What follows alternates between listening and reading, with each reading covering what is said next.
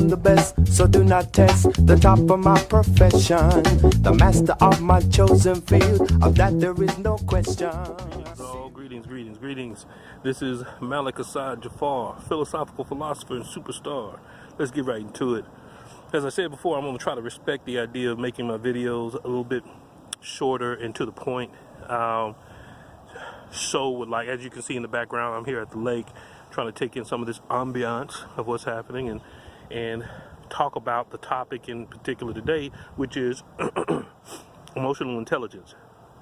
We're not going to go into the specifics of emotional intelligence. I just want to talk about one area in particular, which is addressing self-awareness. Now, in order to have self-awareness, okay, you have to know what you're feeling. And if you're in some kind of turmoil or emotional discomfort or chaos or conflict that's going on in your life, I would like to give you 8 emotions that will help create a foundation for you to, it will be your compass, if you will, to help you figure out what direction do you want to go in with this problem, crisis, chaos that you have going on in your life. The first emotion I want to talk about is what is called love. Now, when I ask you what is the opposite of love, some people would say that the opposite of love is hate. But I'm here to tell you that the opposite of love is not hate. The opposite of love is actually apathy. It's indifference. It's not feeling. Love and hate are actually the same emotion. They're forms of attachment. Okay, so when you break down this understanding of the emotion, you will find that the same things that are rooted in hate are rooted in love. Vice versa, however you want to take it. If you want to change your, hate towards something in particular, you can't start loving it. Okay, that's incongruent. But you have to understand your attachment to it and move towards the opposite emotion, which is apathy or indifference. You have to understand, how do you generate this level of indifference, of this dynamic? So say you're having a breakup and you're having a hard time getting over this breakup and it's completely over with. They've moved on with someone else, they started a new life, and you still, quote, love them. No, you're still attached to them. And you want to figure out how to move past them. Well, I don't say hate them, but you have to definitely understand you're attached to them, and then you have to get to a place of indifference or apathy in regards to this person. And there's a way to go about doing it.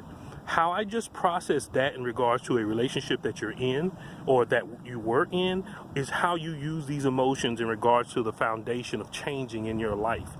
And they go with each one of these emotions. If you would like to know more information about these emotions, please feel free. Hit me up, comment, text me, email me, and just tell me what you've got going on, and I will try to assist the best way possible, because that's what I'm supposed to do while I'm here in this place, you know. But as I said before, and then also let me just tell you this, there's some people who are afflicted with the disease of addiction, and they say they hate it. They are attached to it, but they don't really hate it. They love it. And they've married the idea of how it made them feel at one time when it was acceptable, appropriate, manageable in their life. Now that it's no longer manageable or acceptable in their life, they don't like it. They actually still love it, and they cannot detach from that because they're saying they actually hate it. They got to appreciate what it is that ended up taking place when they did it, and then find this indifference or this apathy towards it, not because of the shame or the guilt or the other things that it created in your life, but just what you want to have happen out of life by doing something different. I digress, okay, because I want to, again, keep it short and give you all the information and all the emotions that you should use to create a foundation for yourself. So as I said before, the first emotion is love, which is equal to attachment. The second emotion is passion, which is equal to enthusiasm. Remember, they're subjective. Nazis were passionate and enthusiastic about their position, but it doesn't make it right. Slave masters were passionate and enthusiastic about their position, but it doesn't make it right. Okay? The next emotion is hope, or expectations, or faith, the things yet to come. And after that, you have what is called joy, or peace. That's a tricky one. Can certainly process that. So those are your 4 there. On the other end of the spectrum, and as you notice, some are progressive and positive, the others are negative and recessive. These that I'm talking about now are negative and recessive, which are fear, which is equal to anxiety. You have anger, which is equal to annoyance. As levels go, you have annoyance, you have hatred, rage, all this other different stuff. But anger is equal to annoyance. Depression is equal to sadness. And shame and guilt is equal to regret and remorse. So those are the 8 emotions that you have that you want to create in as far as the foundation is concerned. And the whole purpose, the whole point of identifying with these emotions is so that way you can move through it. The only way past it is through it. You have to identify with what you're truly feeling, becoming self-aware of what you're actually feeling, because what you think you're feeling, you're not actually feeling most times. Because you're unaware. You're not aware of your emotional intelligence. Okay? So the only way past it is through it. Identifying what you're feeling and then figuring out how to get past what you're feeling. Okay? Once you identify with what it is you need to grasp to get past it, then you do the things that will generate those feelings attached specifically to the negative dynamic you don't want to have in your life, or the problematic situation that you're having in your life.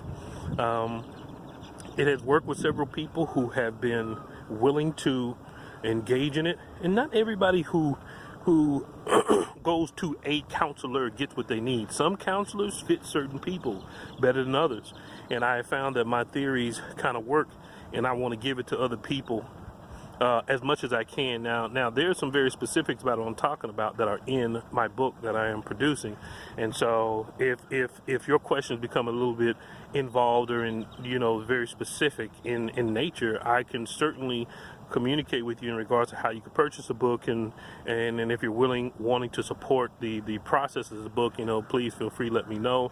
Definitely get that straight out there to you. Okay. I hope what I gave you has been informative. Give you one last look at this lake here. It's a nice lake. A lot of people out here fishing and stuff like that on such a beautiful evening. But in any event, y'all stay safe, be blessed,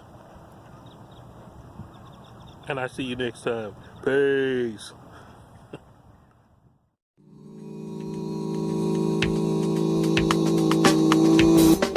I'm the best, so do not test the top of my profession, the master of my chosen field, of that there is no question.